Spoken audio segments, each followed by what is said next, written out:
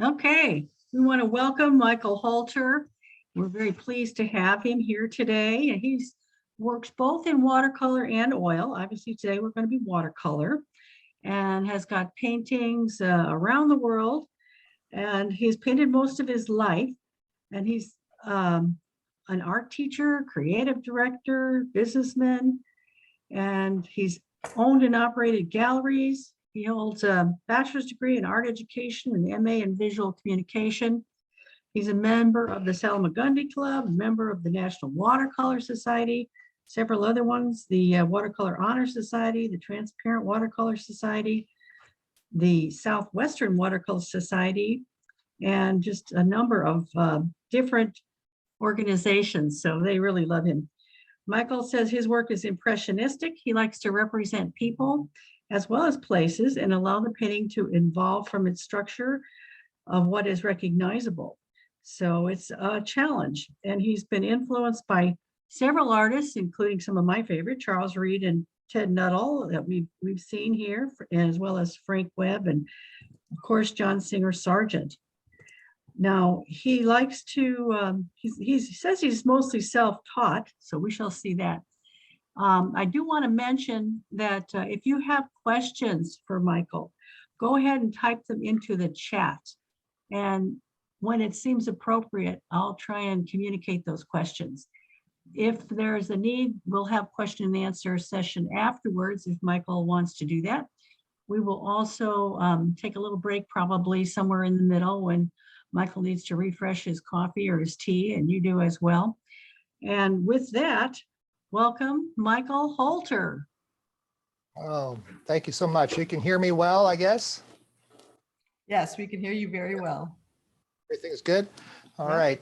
You know, I've always got to ask because you never know with this technology, sometimes things hiccup and don't work, and then you've got to readjust.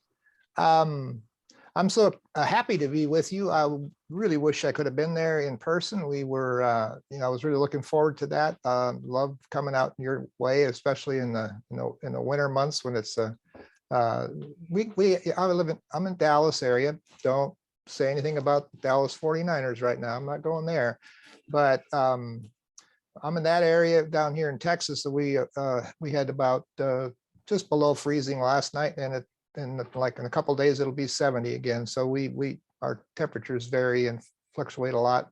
The winters are quite nice. Summers get beastly hot, but especially August, September, and even later than that sometimes. But we're going to work on a painting today. Well, let me back up and say that for those of you that are going to be in the workshop, I can go through some of the details. There were some questions about the images that I sent, and I can talk about those when I get to the you know, after we get done here, we can talk about that. That would be great, Mike. There was a number of people who had questions, so thank you. I was listening in. I was eavesdropping, you know. And so, but anyway, let's just get on to the painting part of this little day here and get started on that.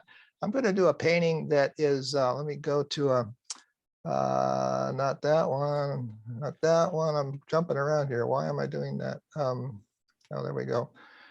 This is an image of Qingdao, China. This is a fishing village out on the edge of Qingdao. Qingdao is a very modern city with you know, LED lights all over the buildings. It's amazing.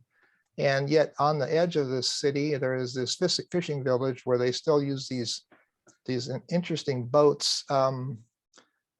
Here's another picture. You can see the structure. And I'm going to use both of these images to get for the drawing. Now, and that's again part of some of you commented I sent it for like more than one image in my when I sent those images out for the workshop. The reason why there's more than one is because they're going to be a compilation of different shots, different views.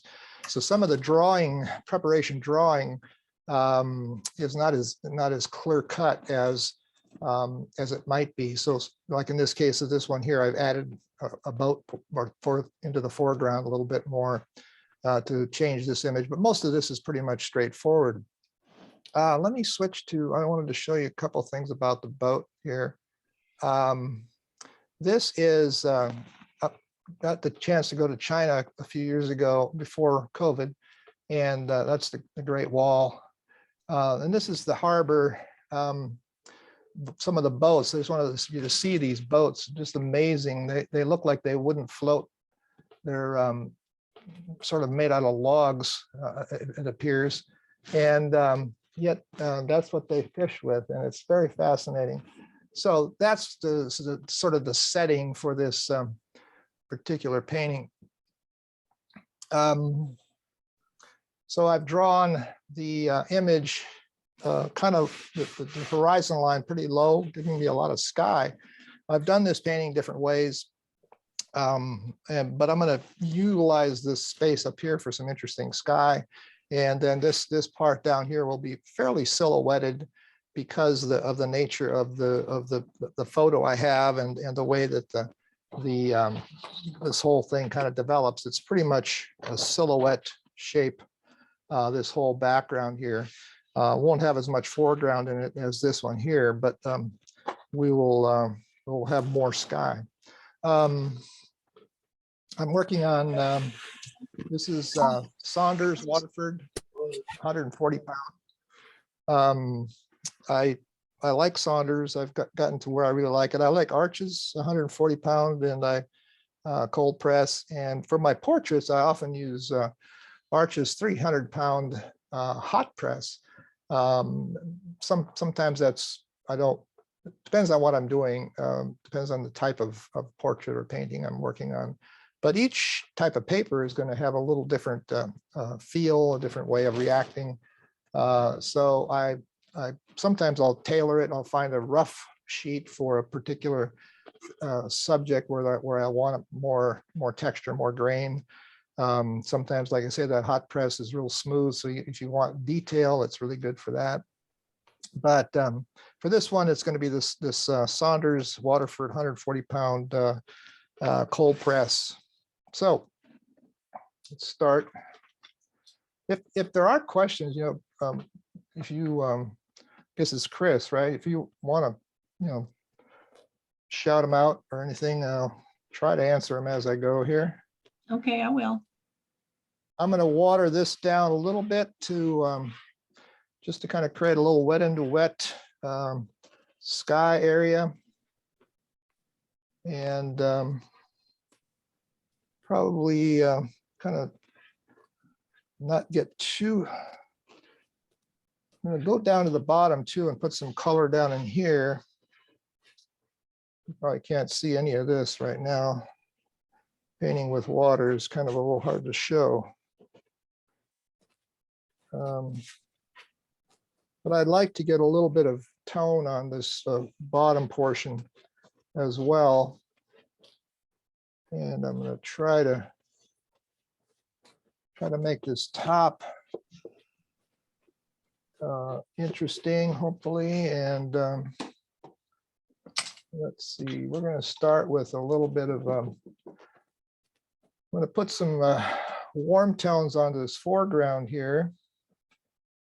On the right side, I'm going to keep some cools on the sky reflecting on the left side, but over here, this is just some raw sienna. Kind of warm that up a little bit.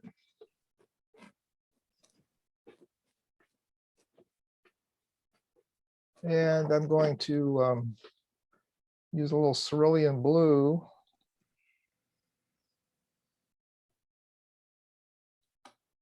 Little cerulean blue on where the water is reflecting some of that sky. Just put that in here. Just kind of get some tones in here to start with. And I'm going to repeat that now. Of course, I'm going to have that blue reflecting. So I'm going to have some blue up in here on this side of the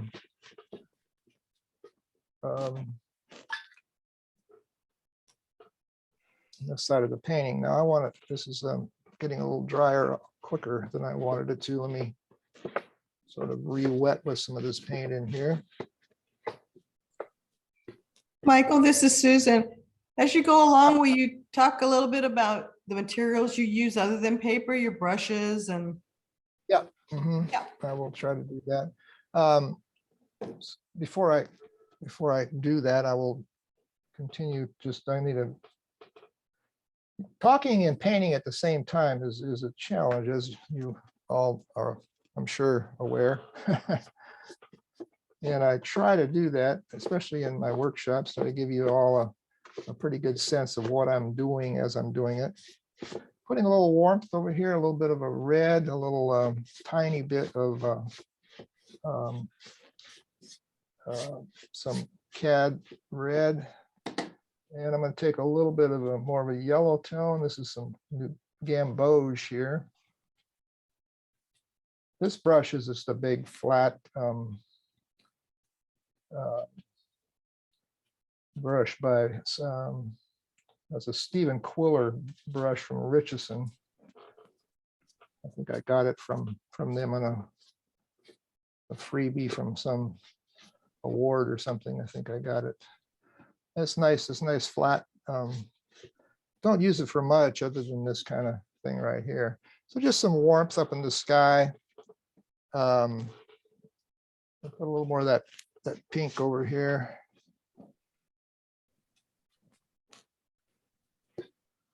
Now, what I'm going to do with this sky right now is I'm going to drop in some clouds. I want to have this to look like there's light coming from the back right. That's why I have the warm tones over there. So I'm going to take some ultramarine blue, burnt sienna, my favorite mixture. And I'm going to make a gray.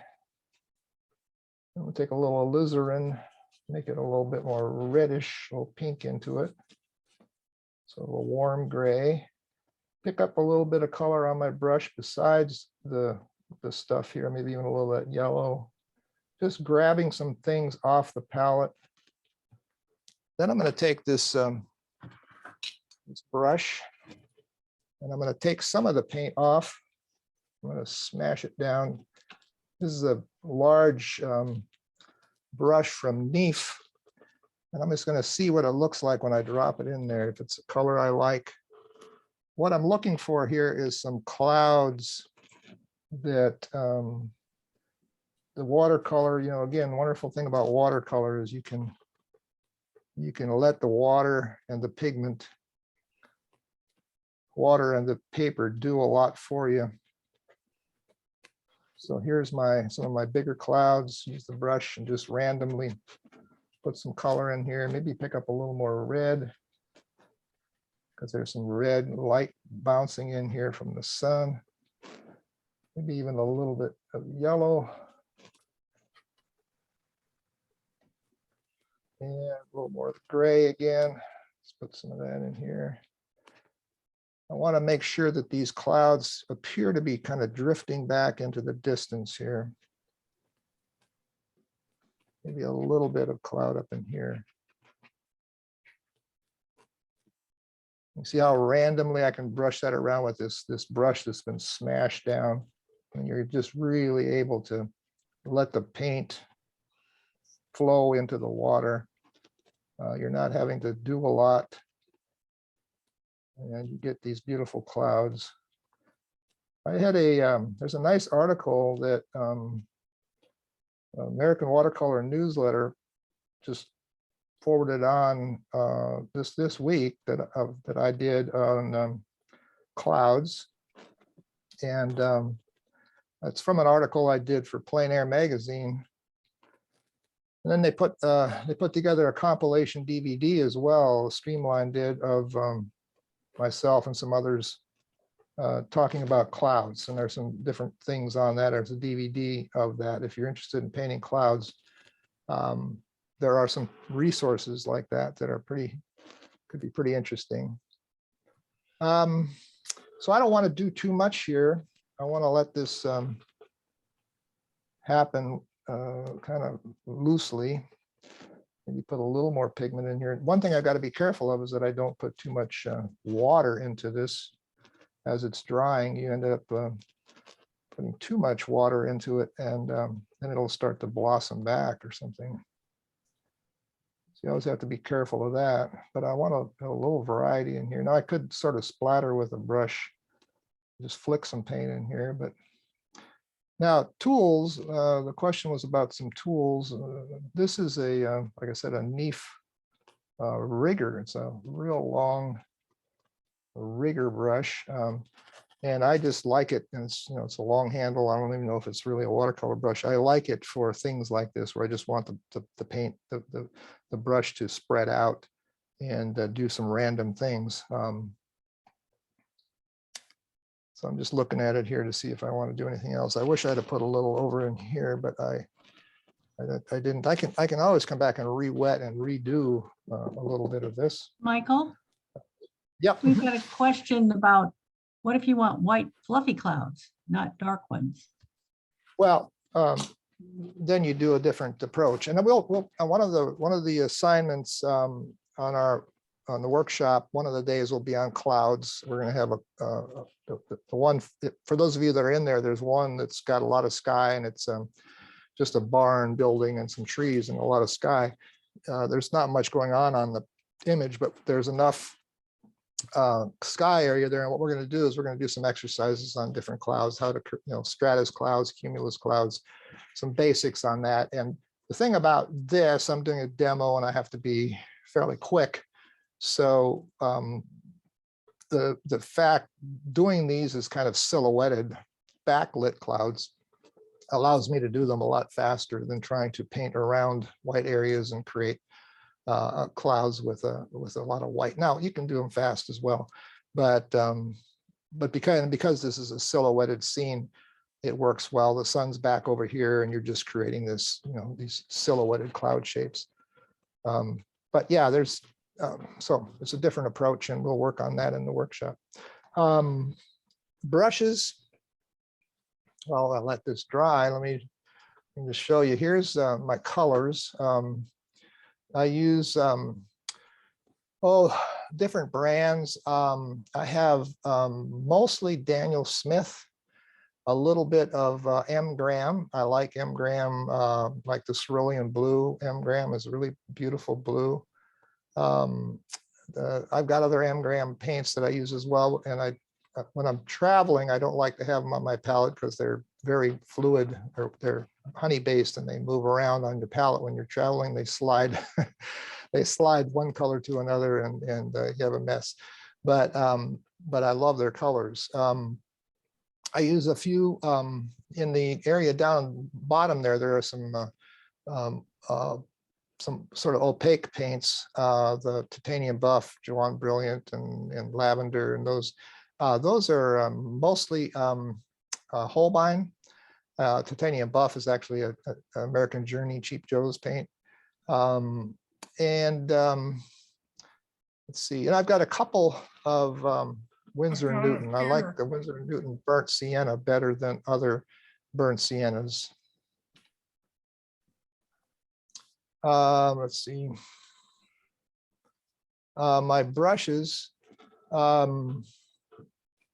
There's a list there of a few. I've got some mops and some rounds. My favorite round is the Princeton Velvet Touch Long Round. I also use a Skoda Perlas. And the Skoda people sent me a new brush, their Kronos, which is got some like 10% sable in with some other synthetics, so it's not as expensive as a sable. And that looks like a pretty nice brush. I've just gotten it and just tried it, and I'll probably pull that up here a little bit and use it some. And I've got some riggers and different things, but and a couple of flats. Michael, for the one brush you just mentioned, how do you spell Kronos? Is it with a K or C? CHRONOS, Kronos, like chromatic, I guess. And my papers, those are, like I mentioned them earlier, any of those are for landscapes and so on, pretty much 140 pound. I accidentally ordered some Saunders Waterford like 200 pound, which is kind of nice. It's not as heavy as a 300 pound, but it gives you a little more solidity, you know, and they hold water differently, of course, when you do that. But so that's kind of the tools. Another tool that I have that I Question for you, Michael, now that you have the Yep. painting back up there. The question is, looks like there's maybe a little bit of red in some of the upper clouds. Yes, I picked up a little red as I was, you know, I had that brush all spread out, and I picked up a little bit of that red that I had on my palette and dropped some red in. There's some yellow here. I wanted some color. You know, the clouds are going to pick up a lot of color. You know, so you can just, whatever you put in there is going to, I don't know if you'll be able to see it real well or not, but these grays are multicolored. There's blues and reds and all kinds of colors in that gray. It's not just a flat gray. You know, I've got neutral tint on my palette, and I use that to tint things darker, but I try to use, especially in these grays, I like to have my colors as a mixture of primary colors and things. I don't like to, you know, use just a neutral pigment for a gray like that, or you know, Payne's gray or any of those kind of things. So I mix most of my darks. I do have those. I have sepia and neutral tint to occasionally pop things really dark if I need to in a hurry, you know, especially if you're in a hurry. Another tool thing is this little heated craft tool is, can you hear it? Very quiet. Barely, right? It's, I used to use a hair dryer, you know, and that I had to make excuses and say, I'm sorry, I'm going to turn the mic off and I'm going to go away for a minute while I dry this this thing. But this little tool is quiet, relatively quiet. It's a heat gun versus a hair dryer, so it gets pretty hot. But the fan in it is not hyper loud. And so anyway, what it does, it helps me with my when I'm doing these workshops. Anyway, if you need a dryer. Now drying is, you know, it's much nicer if you can let the thing dry on its own and take time to do that. But of course, for a workshop or a demo, I have to kind of get on with it here.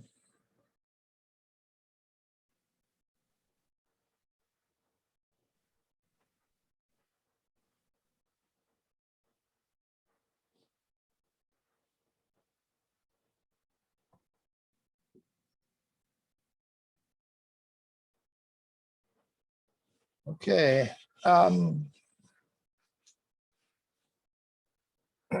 Yeah, we my wife and I took that trip to China in 2019, and the next year we were supposed to go, and then COVID hit, and everything got canceled, and we didn't go again.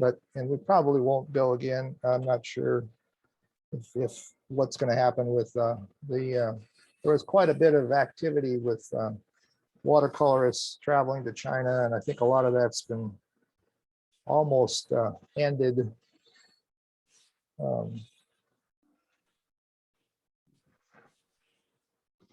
I'm just trying to dry it enough so it flattens out again. If you get that moisture out of it, it'll take the buckle out of it. It doesn't buckle very much on this size, but it does a little bit.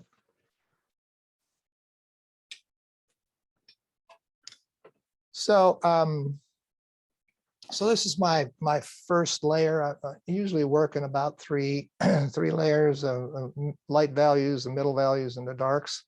Of course, these clouds got a little closer to a middle value but you know, because they're wet in the wet like that, you have to jump right into it.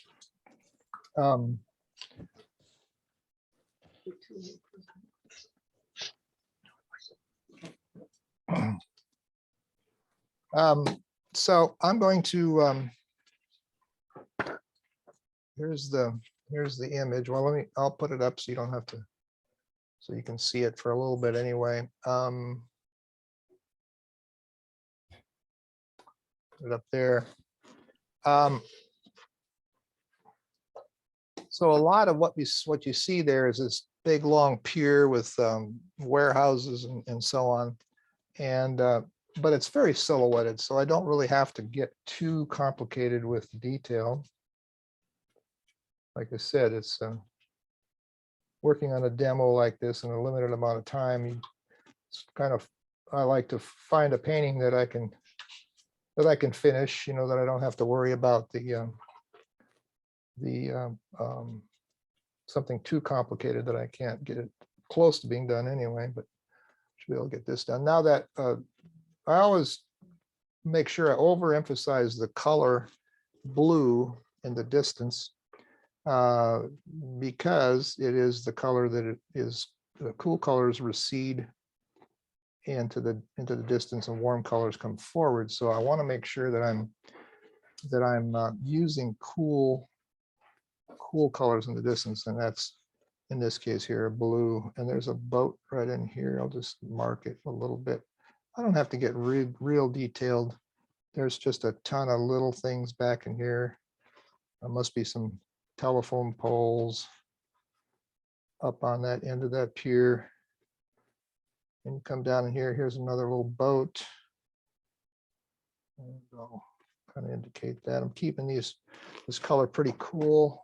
A little bit light. I'm lifting some of it back off of the, sometimes you want to drop in color and then lift back, get rid of some of that color.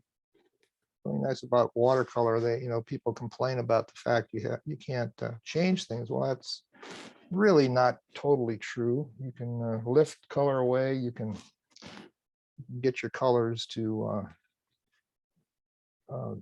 do a lot of different things that can help your painting. The boat here, boats, there's several of them. You can't really tell what's what there. They're kind of lost into the distance here. This area up here is another warehouse type building.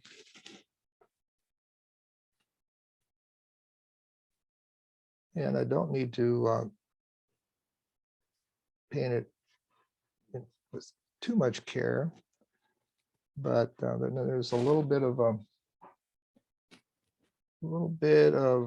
light hitting that, like the upper level of the road or whatever it is there. And then you come back down into these areas of the there's water back in here, and I'm going to do a little silhouette cutout of a shape of a boat right there, just making some interesting things happen, hopefully. This brush is a Velvet Touch Long Round by Princeton. I love these brushes. They are longer than your typical rounds, so you have the opportunity to paint very small details and almost calligraphy-like things with this brush, and you still have that big enough reservoir of water in the brush to give you the typical round brush feel, but they're longer and more just more versatile to me than a lot of other brushes. So there's a couple of boats here, still staying with that mixture of ultramarine blue and burnt sienna for the most part, which says to me I better change that up. I'll put a little cad red in here just to make it a little different. So these boats are here, and this building here is large.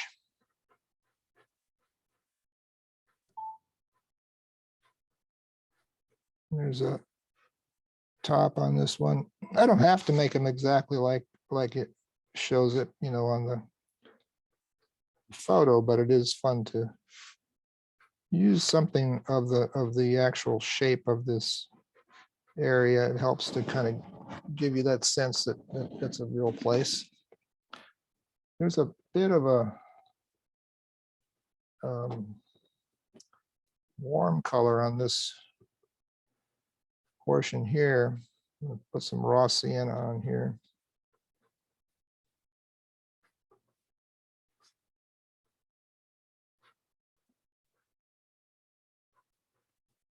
So I did I can show you that in a minute. I have a painting here that's that I painted. We were in China, we were painting plein air, and there is I do have one that I did there that of just a boat, of just one of the boats. I've kind of found one boat that I really like to just kind of capture the feel of that, and I was able to you know, we didn't have much time, so I got one boat done, and then we had to leave. We were a little cramped for time.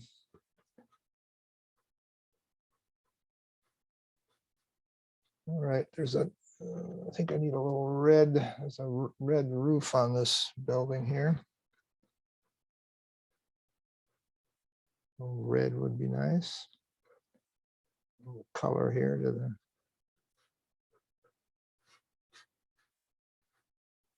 pop some reds into some other areas, maybe while I'm in there with some red.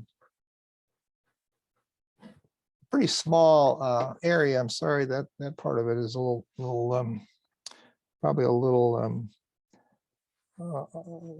uninteresting if you're not looking on a fairly large screen. Just the way the put some poles here just to break it up a little there.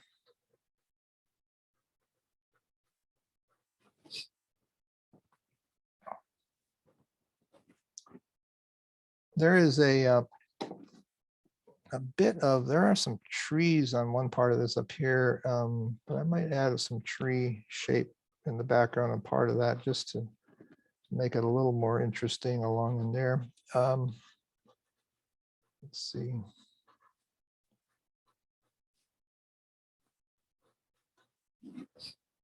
So here's a boat here, just sitting there kind of isolated.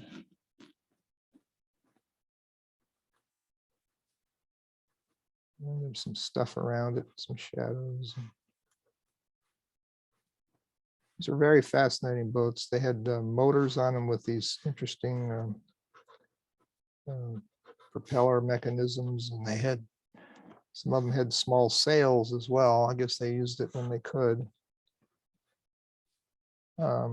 There is a little bit of a round shape back in here. I don't know what it is, some kind of a warehouse maybe, but I'll just keep that in there.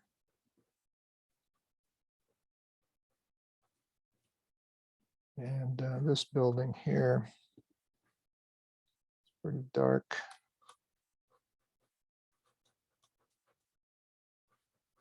Pick up some more of this raw sienna, warm this up down here a little bit.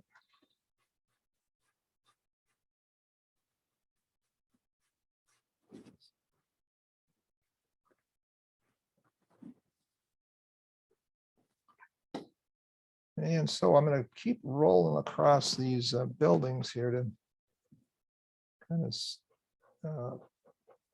and I'll come back down to the boats in a second. But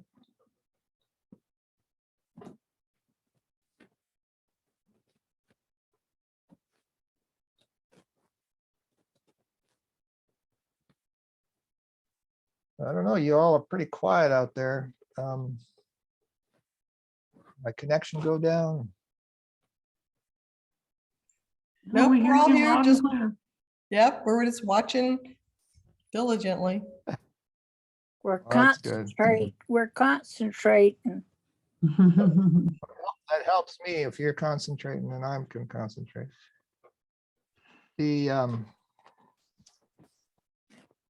And again, this, you know, I kind of like light and shadow kind of paintings. In this case here, we're talking about the light is really behind everything.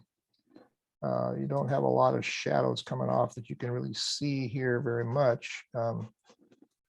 This building that I'm working on right here does have some light hitting that roof, so I can keep some light on that. We have a question for you, Michael. Yeah. Says, how do you think about where to leave the white bits? See, you're leaving lots of slivers here and there. Yeah, I'm looking for, in this case, I'm looking for where I believe the sun is hitting something, like there's a, you know, obviously there's some kind of a roadway or something on this pier, so some parts of it are catching light.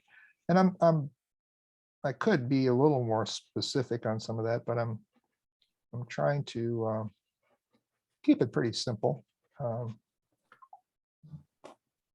This is some green here I'm putting in just to kind of indicate some trees, and that's going to help to silhouette this light color of my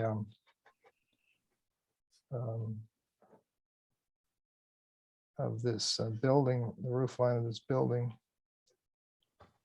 Yeah, sometimes you just put, or you're just, you know, basically putting a counter to a light area with a dark area, and you want some variety, you know, of light to dark, dark to light, having your darks show up against a light background and your darks show up against, did I say that backwards? Anyway, dark against light, light against dark. These two areas here of, there's two signs right here. There's one big red signage of some sort. I'm not sure what they say. Chinese, big Chinese letters. And I'll put those in first, and then we'll come around them as we get down here. We'll put some letters in them later, probably. Yeah, some big Chinese figures.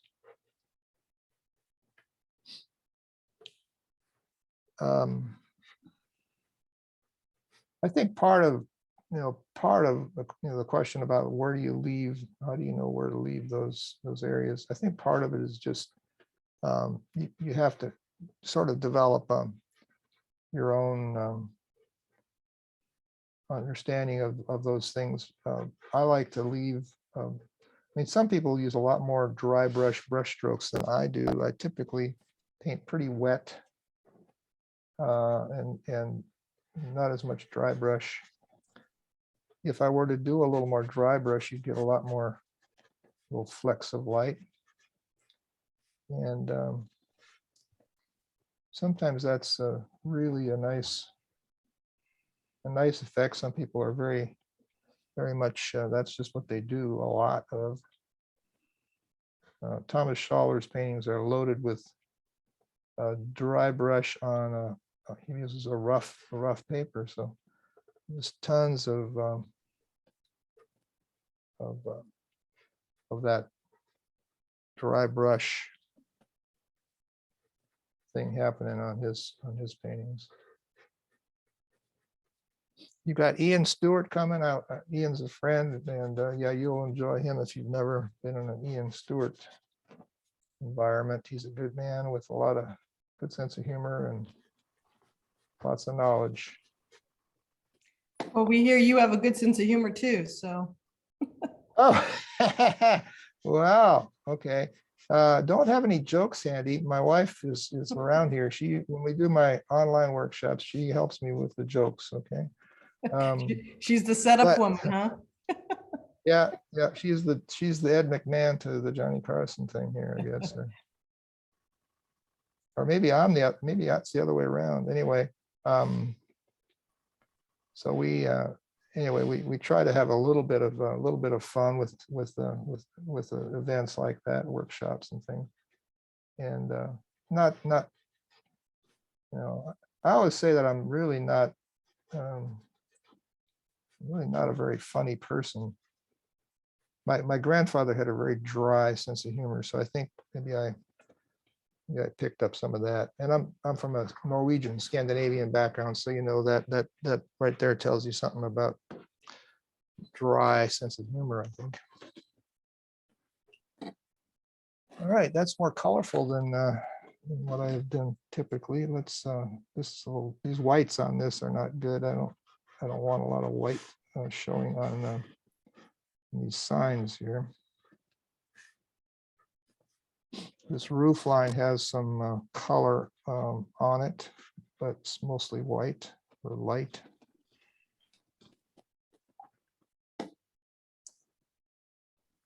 Now, I'm going to come down into these boats. I'm going to go to a slightly larger long round here. So this is the number 14 Princeton long round. Holds a lot more, still has a fairly small point. This one's a little worn now. I've been using it for a while. They're not expensive, so you don't really have to, they wear a little bit. They don't last a long time if you paint a lot, but they're not expensive, like I say, so you can wear one out after a few months, and it's not like buying a sable or something and trying to protect it. And I'm fairly hard on my brushes, I guess. So up along in here, let's see my boats. There's boats, and come along in here. So this is mostly dark pure stuff back in here. I'll try to get some of that right first.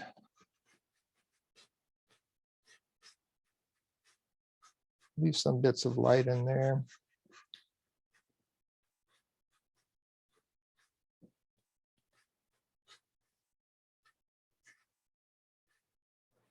And we'll just make some lights coming down, so there might be some shadows falling across some things there. This is the seawall. And then we have these boats. So we have lots of stuff going on here, and it's hard to tell all of what it is. It's going to be just a bit of a jumble. I like I like to quote John Yardley, a British watercolorist, who says, "You see a jumble, paint a jumble." And I think that's a pretty good rule to follow. If if you see, don't try to make up things. Now, occasionally I'll make up things or I'll move things around, but if you're painting, whether it's plein air or whatever it is, if you're painting and you see certain things there, you might as well just paint what you see and not what you think you see. There are tires hanging on these boats for purpose of getting I guess like bumpers.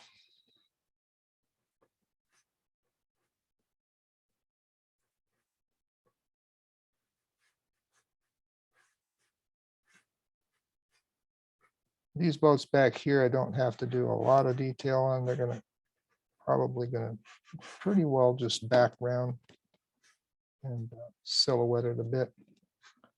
And the ones in the foreground, I'm going to have to, or the one in the foreground, I added one into this. It's not in the photo. This is some kind of a mount that's for the rudder and the motor and the propeller, and they have them sticking up when they're up on shore like this. And then the shadow's got to be a little more blue. There's a shadow down here. The sun's coming from behind. Actually, a fairly high sun when we were there.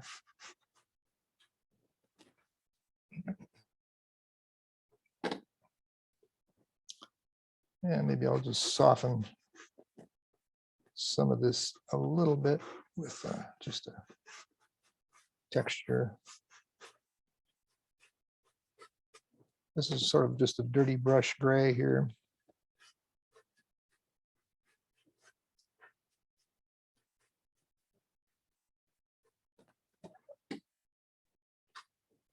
Okay, this boat down here is going to need a little more detail.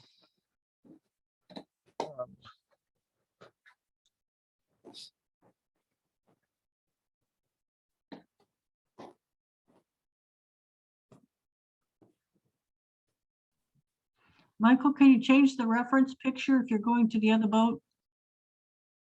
Do I have the other one? Well, it's a good question. No, that's okay if you don't have it. No, I have it. Let's find it here.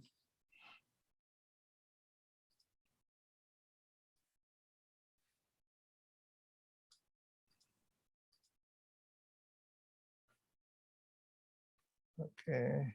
Oops.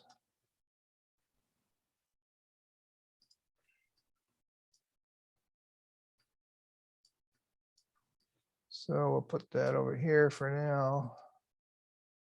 Actually, let's if I can't really crop this one though. But see, that's the boat there. So Okay, that's good.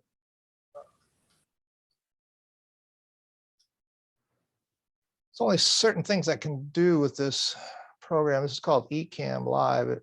It's kind of a broadcasting tool. Helps with some of these things. While this is still wet in here, I'm going to put some marks into the boat.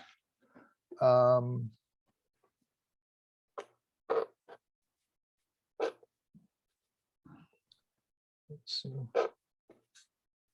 Here's the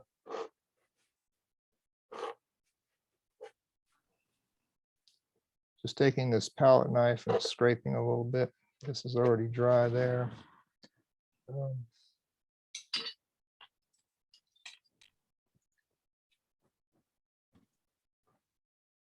Soften this edge a little bit. Too harsh there.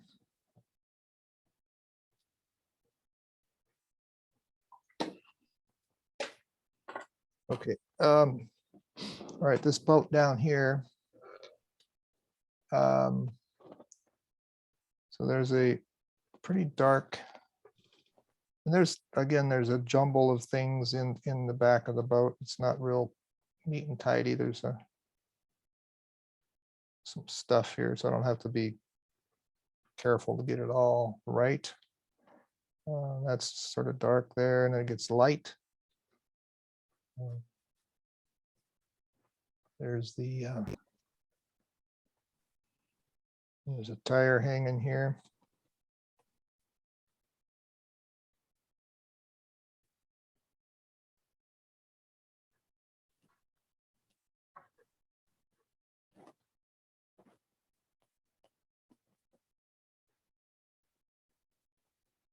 So I'm just trying to find the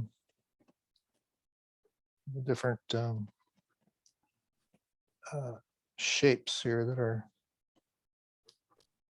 again, you don't have to make everything happen.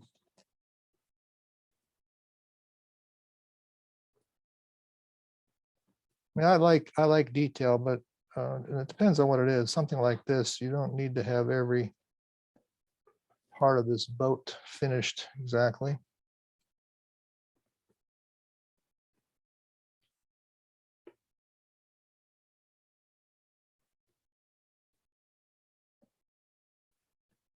But this one in the front needs a little more detail than the others.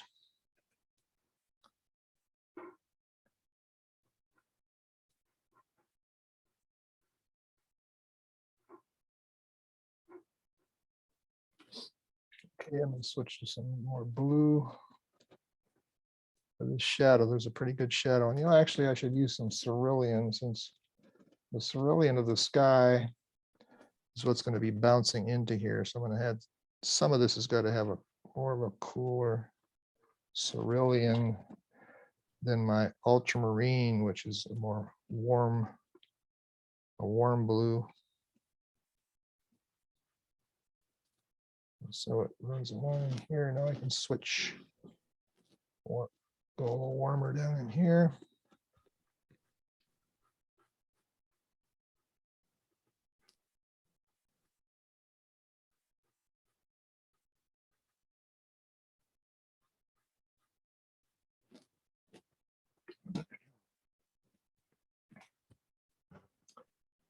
Okay, I think it's coming.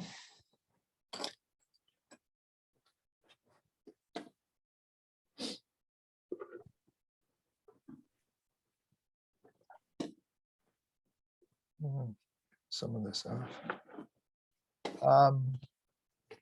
So on the inside of this boat, we have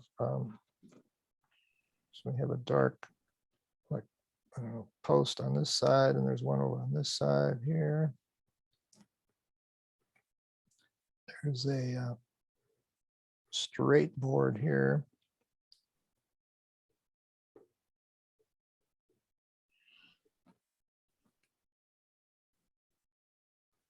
And the light really hits this one piece. I'll leave that pretty light.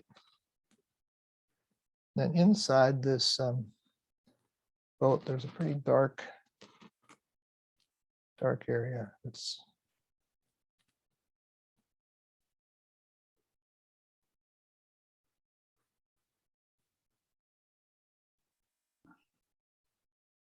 just like Michael, this is Vicky. I just want to say you make it so much more, the painting is so much more interesting than the photo. well, that is a wonderful thing for you to say. I'll pay you later. That was great. I love it. I would hope, that would be the desire, I think, for any painting. Like some of the photos I sent to y'all to paint from, they're not really great photos. I mean, there's stuff in them that's worth capturing, but the point of that kind of exercise is to find,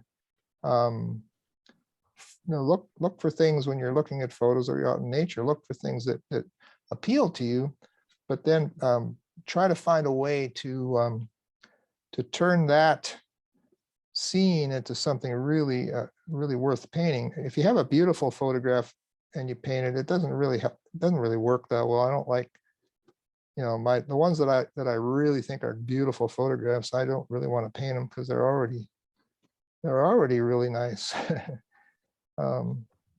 That's one of those things I'd say that with students that I have, sometimes that's the challenge. Students might come with a really nice photo of some place they were on vacation and got this great photo and then try to try to paint that. It's a lot harder than finding something that's just interesting and got good shapes and forms and then turning it into an interesting painting. Michael, this is Susan. That's a really good point, because most of us don't take super fantastic photos unless, we're really good at it. And I think we all struggle with how do we make the scene that we've taken a photo of, like you said, more interesting, or what can we add to it to bring it out and be a great or good painting. I think that's very important. So I appreciate you saying that. Yeah, thank you. But it is really, that was the comment made earlier was one that I really am glad to hear. One of the ones I don't want to hear is that looks just like the photo. That is not something that I'm trying to do, is capture what the photo looks like. But I love it when there's more interest in the painting than there is in the photo. The photo is a great reference or jumping off point, but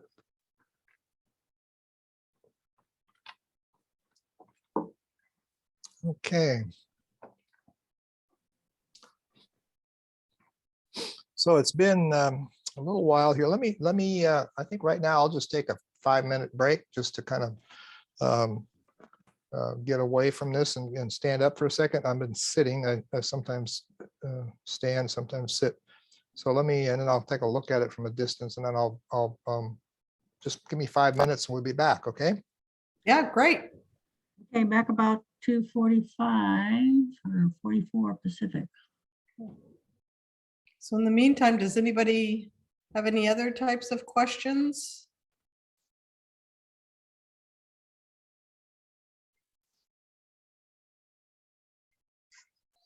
Just about painting boats. I guess it might be a good idea, just like with cars, to just paint a lot of boats. I noticed that Michael is very confident painting a boat, and I wish I was as confident as he is when I paint a boat.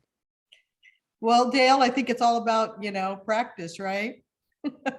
Exactly. I see him take 4 brush strokes and it looks like a boat. I think I have to take a lot more time, and I'm thinking to myself, I guess you earn that privilege of being able to make just a few brush strokes and have it look like a boat. And I'm certainly not there yet. Exactly. Most of our professional artists will say, yeah, that in 30 years, right? Yeah. A reminder, we start at 9 o'clock tomorrow, those of you in the workshop. So I'm figuring we'll start opening the Zoom at 1:45 for people to get online.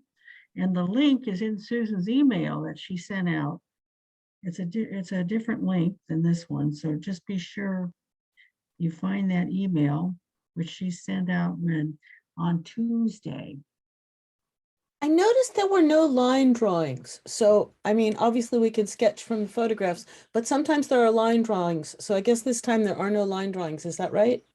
It depends, Dale, it depends on the artist, what they provide. Some will provide line drawings, and some, I think, as Michael was saying, and he'll probably talk about this, he's going to wanting to do some exercises and combination. So I think that images that he emailed, you may be sketching them together. So. And for anybody that wants to still sign up for the workshop, there is still room available. So go ahead and sign up, and Susan will email you the information at the end of the day, by the end of the day. Yeah. But Michael's going to talk about the workshop and his strategy. So like I said, some artists do send drawings, some don't. We just go with it, Well, let me answer that right away here. There you go. So the let me find it here. Where am I? So on the second. Let's see. On the for the workshop, this is the first one we're going to work on. And there is no drawing, and you don't have to draw this the way it is. I'm using this as a reference to get the idea of the light, this way the light's coming down from from above and going through the trees, casting shadows. So we're going to have the snow ridge and shadows, and we're going to create the tree area at the top in a little different way. So you don't need to draw it out. I mean, I would guess the best thing on that one would be just to observe it and try to get just a mental grip on what it is. The second one, there are two different images I sent for that one. The image, this is the view probably more or less, but it's going to change a bit. I sent 2 images. There's going to be, I'm going to make this river in the bottom come over a little bit, maybe move some things around a little bit, but it's basically that kind of image. Now you don't have to get detailed on a drawing. If you, I drew on the one I'm going to do, have drawn out a little bit of the cliff on the left side to show where some of the rocks are. I kind of like that portion of it, and you can adjust it to your own needs. It doesn't have to be, you know, it doesn't have to be just like this. You can move things around, but it's the shapes, the big shape in the background, the shape on the left, the foreground, and then you know, some of the parts that go with it. This one here is a pretty simple shape overall, and the building is small, but I'm gonna have more sky showing than this, so we can work on skies a little bit. So this one, again, you don't need to do a lot of drawing. I would just look at your composition, make sure you're not, like this photo is pretty much, the horizon line's pretty much right in the middle of the painting or the photo, and that's, you don't really want that. I've got mine lower, so I have more sky. On this one, I've cropped a little bit from the photo I sent. I'm going to do a vertical with these, that's in San Francisco. Maybe many of you have seen it. And some people. So we're going to work on some people in the landscape and do this sort of cityscape thing. You know, that one you might want to draw. That's probably the only one really that you have to do much drawing if you want to put a little time in on getting the, you know, that obelisk and then some of the buildings. And the buildings don't have to be accurate. They could be just a very suggestive, subtle background shapes, you know. So that's that. Michael, this What is were the other Susan. things? So do you suggest that people sketch out their scene in advance or wait? No. Let's see. On the last one, I think it would be good to have that drawn out. Yeah. The Okay. others, you wouldn't really need to. There's nothing in them that's really that complicated that needs to be drawn, unless, you know, like the one, like I said, with the rocks and the cliff, if you wanted to draw those a little bit detailed, you Okay. could. What about paper you know, size? Quarter paper sheet? size, I'm using what I'm doing here, about a quarter sheet. I have 12 by Yeah. 16, but close to a quarter sheet. Okay. That's probably big enough. Yep. Was there another question about something that I overheard? I can't remember now. Well, I think they wanted to know the order, if they should draw them out or if there was line drawings. And then the size of the paper. So I think that was it. Pretty well covers it. Okay. And then somebody had asked previously. Notice um, my green glass. Don't drink I have that. a green screen. Yes, we only see half your glass. Oh, Oh my Isn't that weird? God, how strange. It's a magic trick.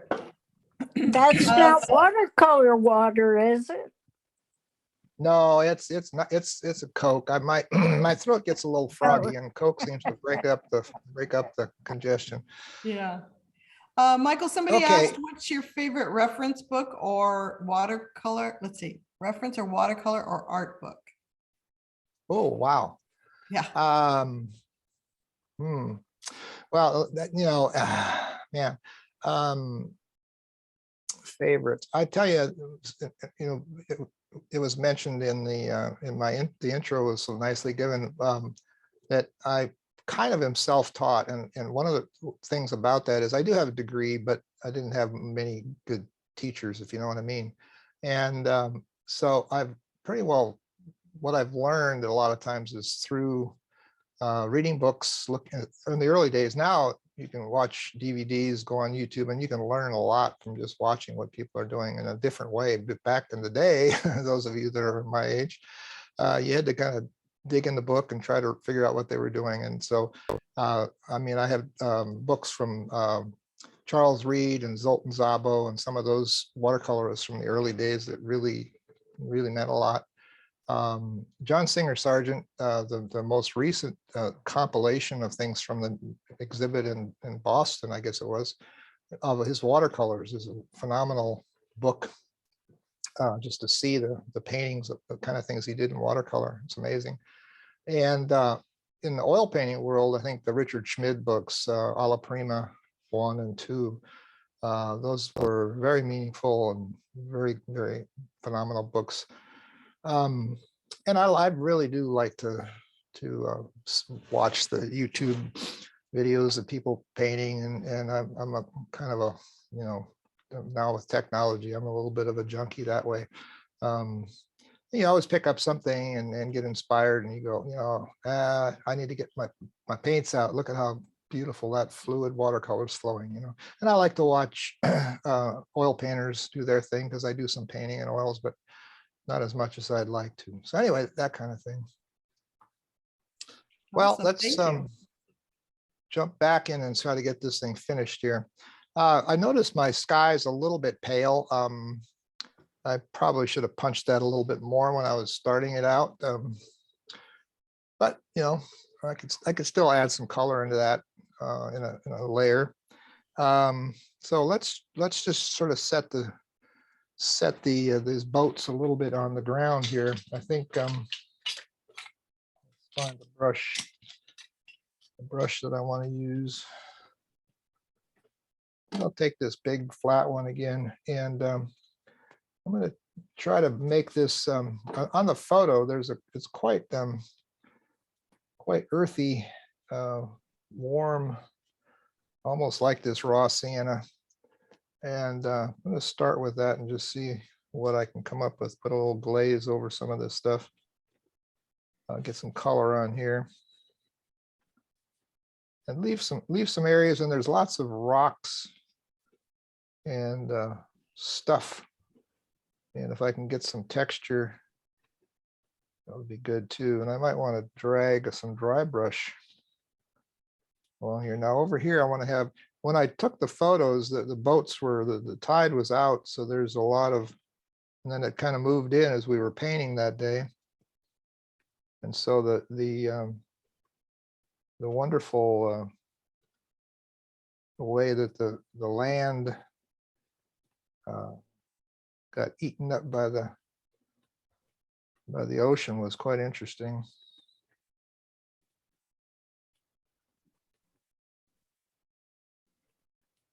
Just using this brush to get these horizontal shapes in here. And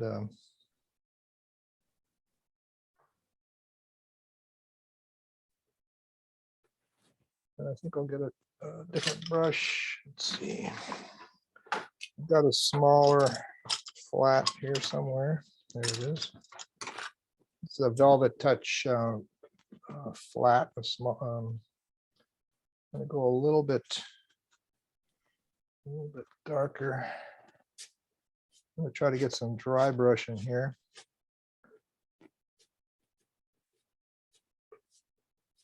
Kind of just making these gesture goes along with the flow from the way the land is moving. Add some other color and darks up in here.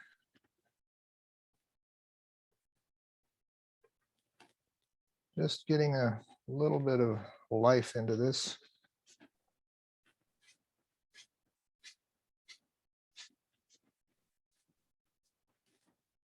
I want to keep it fairly bright down in here, so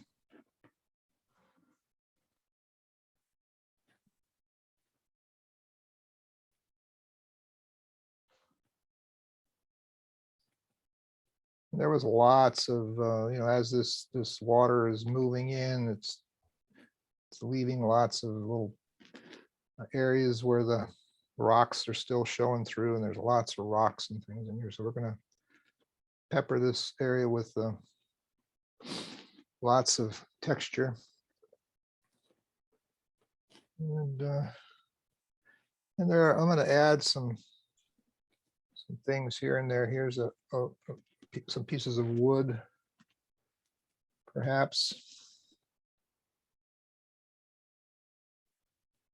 Negative space that a little bit.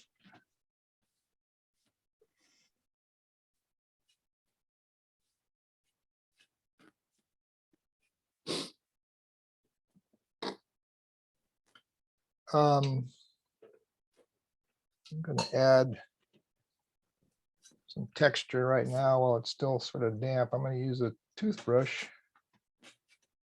and flick a little bit of texture onto this. I'm going to aim it so it doesn't get on the water too much. I could cover up the water, I guess. That might be a good idea.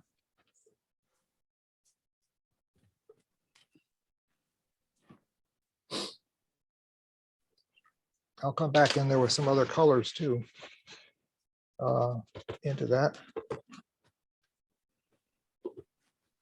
Dry a little bit. So one of the things that I'm seeing here, let me dry this while I'm talking. One of the things I'm seeing here is my foreground is still pretty light. I like the brightness of the light hitting it, but at the same time, it doesn't make the painting compositionally work as well. I think I need to have a little more value, and I need to pop the value on the sky reflecting into the water here a little bit more.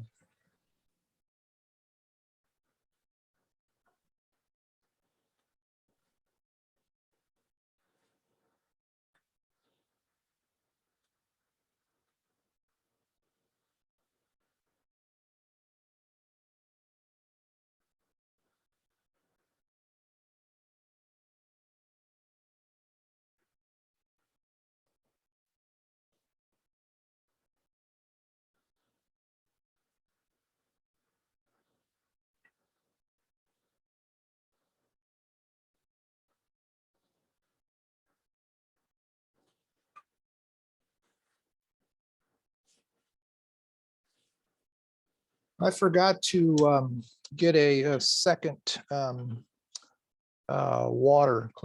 I need some clean water for this next part. I'm going to pause for 2 minutes. I'll be right back.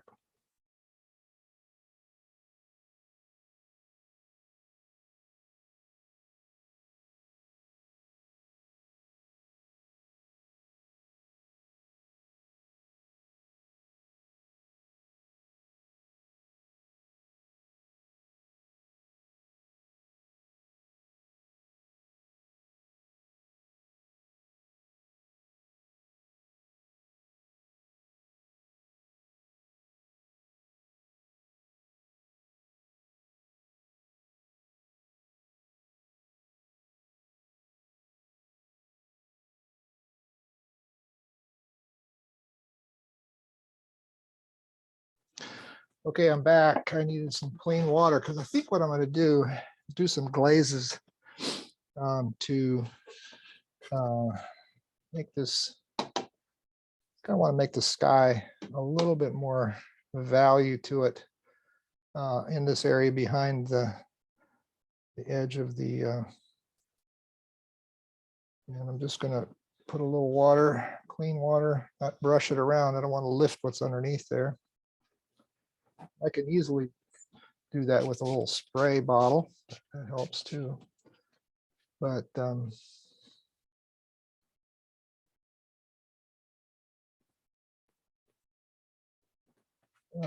so what do I do? I think I just need a little color. Let's see.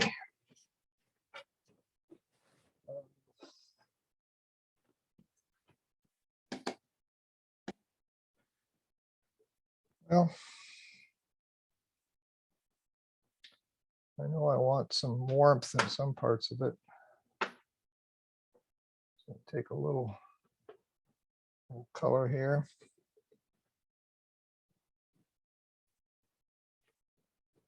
Just needed to be a little bit more strength in these colors, I think.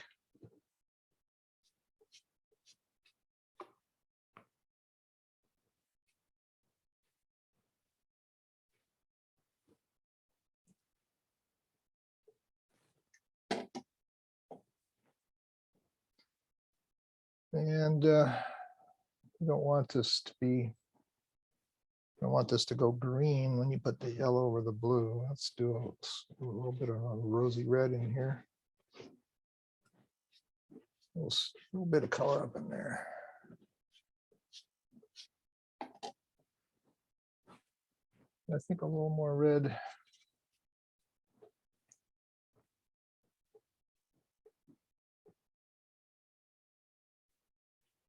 I try not to, I don't usually do this after the fact, but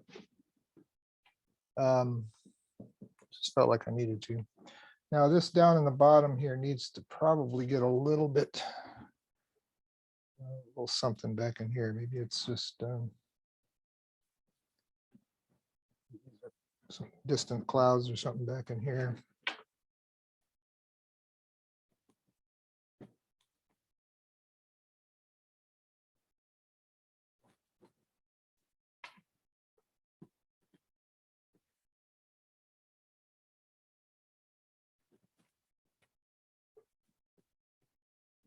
Just trying to tone it a little bit.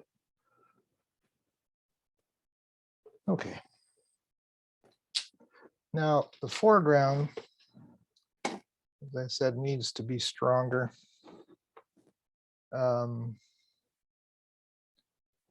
So make a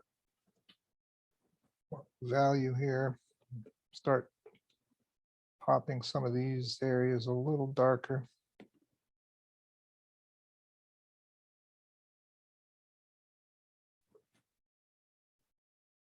I don't want it dark everywhere.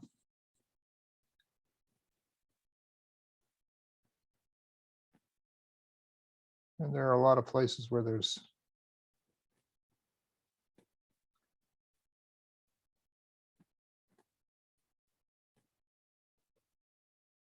light hitting the rocks and things. So I'm going to keep that a little light.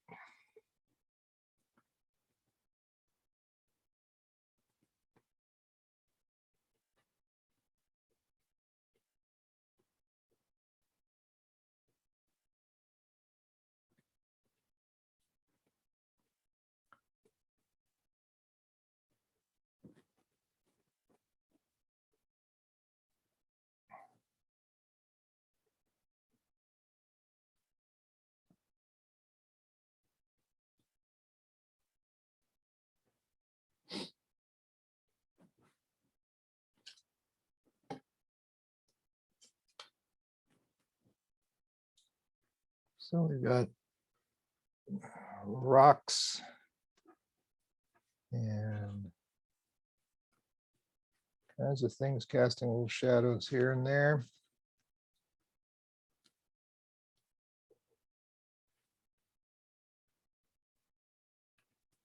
Just drop in some shapes here and there.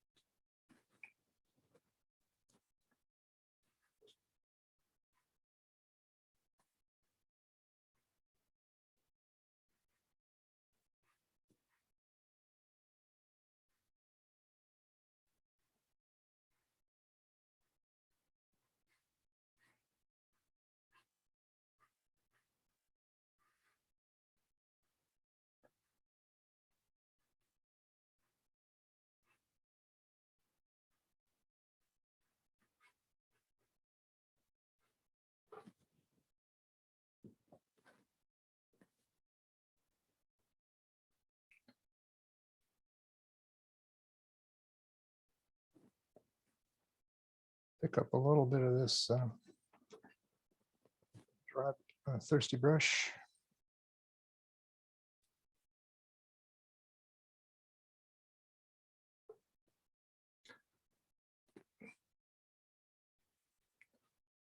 Now there's going to be some details on the boat here in the front we got to do.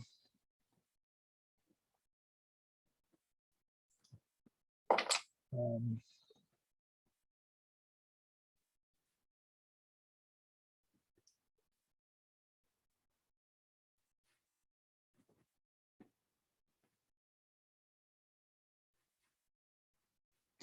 Oh, I know what I was going to mention.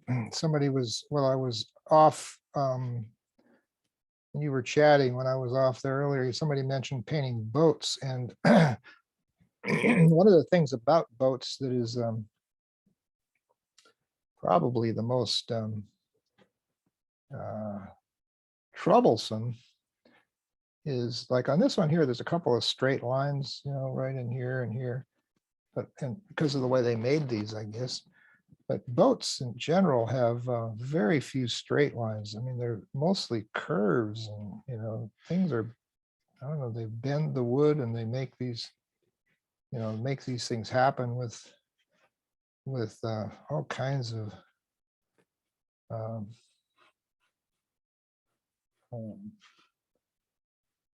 construction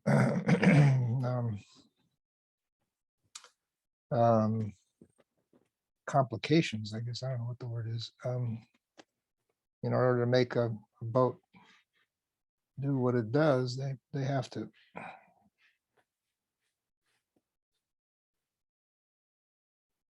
make them in such a way that they're not like a flat barge or something, or they've got a curve to them, and they've got all kinds of things that make them work. Okay. Make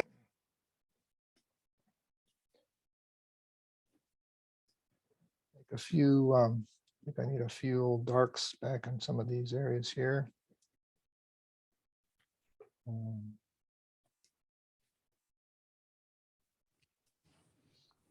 And could you see about putting some Chinese figures, yellow ones, on those red buildings? Yellow ones. Yeah, like in the, you know, fancy gold ones. You want me to bring out the fancy gold paint here and all that? Yeah. Yeah, I was going to put something on here. I think I wasn't thinking of yeah, they are kind of gold on there. I was thinking of kind of more white, but let's see. Because there are some things on the boats themselves. There's some white. I can't use white, pure white, so let me use a little bit. This is the titanium buff. It's a little off white. Use that on the boat. There's letters here, and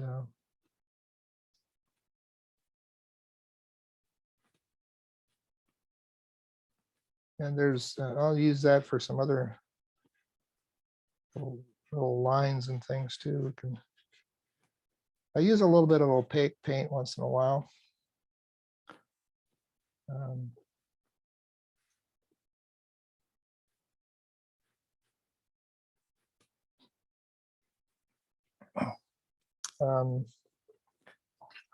So on this, so if I were to take this, this is a titanium white.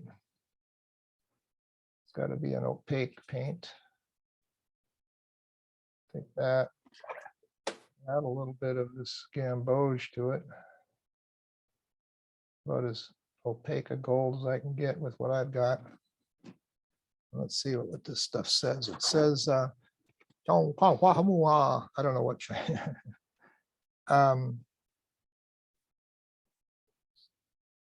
long as I don't want to make sure, I want to make sure I don't spell something that's not nice. How would you know?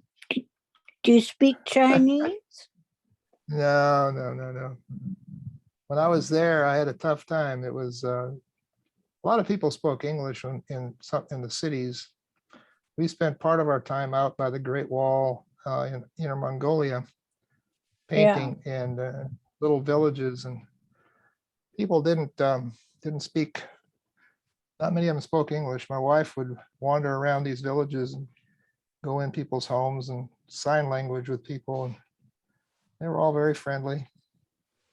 Well, when I was there, they would come in and want to take your picture if you were blonde, and even bring a child and have you hold their baby and then take your, because they had never seen a blonde person before. But then very often they're wearing shirts that say gross things in English because they like English words, but they don't know what they say. So same thing with us, I guess. Yeah, they didn't know. I found that I didn't see it as much in China. The clothing was a lot of in the outer areas were pretty drab, and we were around some peasants and so on. But then we went to I got to go to Peru quite a few years ago, and there it was like they had all kinds of Nike clothes, and probably even out in the villages they had I don't know, interesting attire that they'd gotten somewhere. Brand name stuff. Probably the churches were collecting Yeah, I clothes. think that's right. A lot of it was from the missions. And all right, well, there's quite a few things I can still do, but it's sort of like little try to capture some of the feeling in subtle ways. Now most of this is pretty well there. I'm going to take a little violet. This is quinacridone violet, pretty potent violet. Mix that in with some of my other stuff here. Throw a little violet on here. That's always a good complement to the yellow and orangey colors I have. Some splatter on this.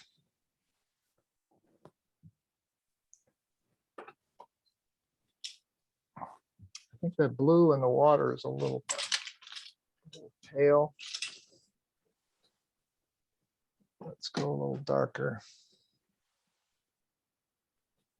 So cobalt,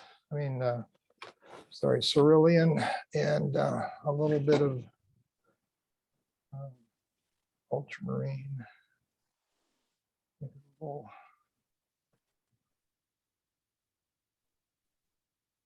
See what that does. I think it needs to have a little more pop.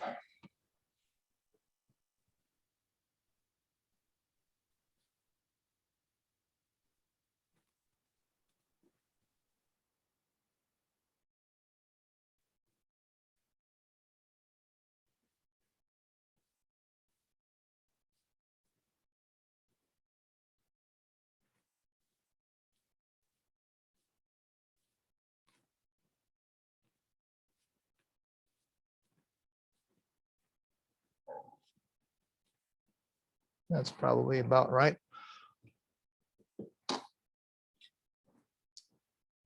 So when I'm painting, I often do finish off with some opaques. Let's not use that one. I've got a nice. This is a Juan Brilliant Holbein. There's two colors here, 1 and 2. One's a little more yellow. They're not white, and so they kind of work nicely where I want this sort of tone. So even in some of these areas where I've got, if I put too much dark in here, I can come back and add a little flecks of light. I can splatter it. And even in the boats here, if there's an area that I want some linear things to happen, I can paint those in.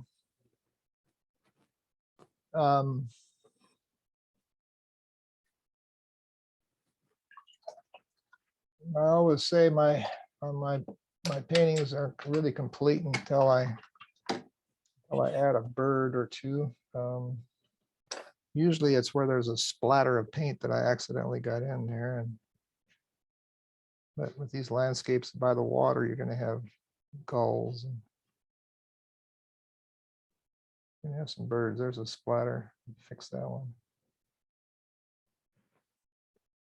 And the next thing is to sign it and say, hey, this is my painting. This is what I did today on this particular occasion.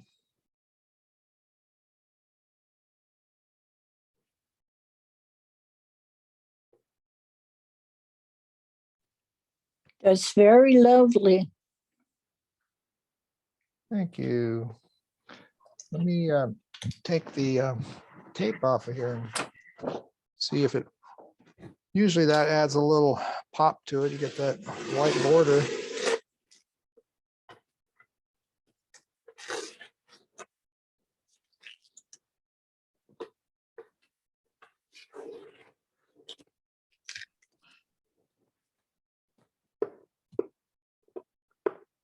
I just taped these down to a piece of gator board, just lightweight and firm enough. Beautiful.